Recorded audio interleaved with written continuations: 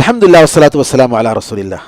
صحابہ رضی اللہ عنہم اجمعین کیسے نبی کریم صلی اللہ علیہ وسلم کے ہر حکم کو حرز جاں سمجھتے تھے، اس کی ایک مثال ابو الیسر رسول اللہ صلی اللہ علیہ وسلم کے صحابی ہیں.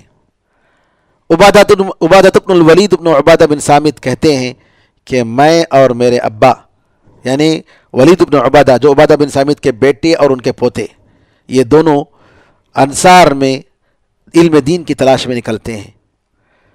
تو سب سے پہلے ابو الیسر صحابی سے ملاقات ہوتی ہے، تو ان کے پاس کچھ کتابوں کا مجموعہ ہوتا ہے.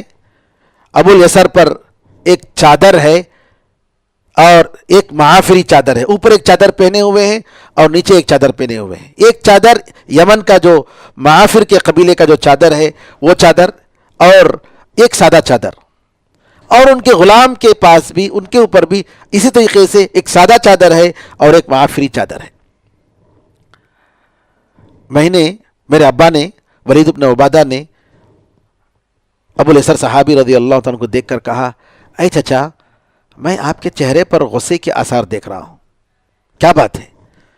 تو ابو الیسر صحابی نے کہا کہ ہاں، فلاں آدمی کو میرا قرض ادا کرنا تھا، اس نے میرا قرض کا ایک زمانے سے نہیں دیا.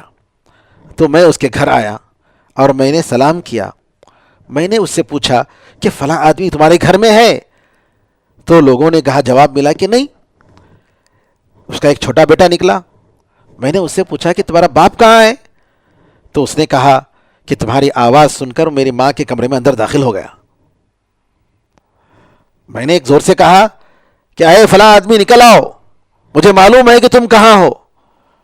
تو فوراً وہ نکل آیا. میں نے کہا کہ کس چیز کی وجہ سے تم اپنی بیوی کے کمرے میں جا کر چھپ گئے؟ تو اس نے کہا، اللہ کی قسم میں صحیح بات بتا رہا ہوں، میں ہرگز جھوٹ نہیں بول رہا ہوں. مجھے ڈر یہ تھا کہ اگر میں کچھ بولوں گا تو جھوٹ بول دوں گا، اور اگر میں وعدہ کروں گا تو خلاف ورزی کروں گا، اور تو اللہ تعالیٰ کے رسول اللہ صلی اللہ علیہ وسلم کے صحابی ہو، اور اللہ جانتا ہے کہ میرے پاس پیسے نہیں ہیں. تو ابو الیسر صحابی نے فرمایا، میں نے اس سے پوچھا، اللہ کی قسم کیا تمہارے پاس پیسے نہیں ہیں؟ کہا، اللہ کی قسم میرے پاس کچھ نہیں ہے. پھر میں نے پوچھا، اللہ کی قسم تمہارے پاس کچھ نہیں ہے؟ کہا، اللہ کی قسم میرے پاس کچھ نہیں ہے.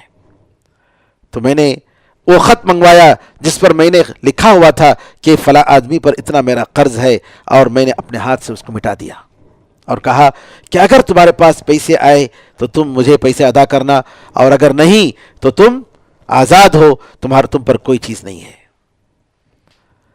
پھر ابو الیسر صحابی رضی اللہ عنہ فرماتے ہیں، میں گواہی دیتا ہوں، یہ آنکھوں نے دیکھا ہے اور یہ کانوں نے سنا ہے، یہ دونوں کانوں نے سنا ہے اور یہ دل نے یاد رکھا ہے کہ نبی کریم صلی اللہ علیہ وسلم نے فرمایا کہ اگر کوئی شخص کسی تکلیف میں پڑے ہوئے انسان کو مہلت دیتا ہے یا اس کے قرض کو گرا دیتا ہے تو اللہ تعالیٰ اس کے سائے میں اس کو قیامت کے دن جگہ دیتا ہے، اس کے سائے میں اس کو جگہ دیتا ہے.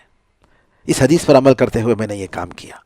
ولید بن عبادہ کہتے ہیں، میں نے ان سے پوچھا، اے چچا، کہ آپ نے ایک سادہ چادر اپنے اوپر اور ایک یمنی چادر اپنے اوپر پہن رکھا ہے، اور ایک سادہ چادر اپنے غلام پر اور ایک یمنی چادر اپنے غلام کو دیا ہوا ہے. اگر یہ سادہ چادر اپنے دونوں غلام کو دے دیتے اور دونوں یمنی چادر آپ پہن لیتے، یا دونوں سادہ چادر آپ پہن لیتے اور یمنی چادر ان کو دے دیتے، اس طریقے سے ایک جوڑا ہو جاتا، تو کیا بہتر نہیں ہوتا؟ تو انہوں نے میرے سر پر ہاتھ رکھا اور کہا کہ اللہ تمہیں برکت عطا فرمائے. اے میرے بھتیجے، یہ آنکھوں نے دیکھا ہے اور یہ کانوں نے سنا ہے اور یہ دل نے یاد رکھا ہے کہ رسول اللہ صلی اللہ علیہ وسلم نے فرمایا، یہ تمہارے غلام، ان کو اللہ تعالیٰ نے تمہارے انڈر میں دیا ہے، تم جو کھاتے ہو وہ کھلاؤ، تم جو پہنتے ہو وہ پہناؤ، اور میں دنیا کے ساز و سامان کی چیز اس کو دوں، یہ میرے لیے زیادہ بہتر ہے کہ قیامت کے دن یہ میری نیکیاں لے لے. اللہ اکبر. رسول اللہ صلی اللہ علیہ وسلم کی اطاعت و فرما برداری کی کیا بہترین مثال ہے. اللہ تعالی ہمیں اور آپ کو حسن عمل کی توفیق عطا فرمائے. السلام علیکم ورحمۃ اللہ وبرکاتہ.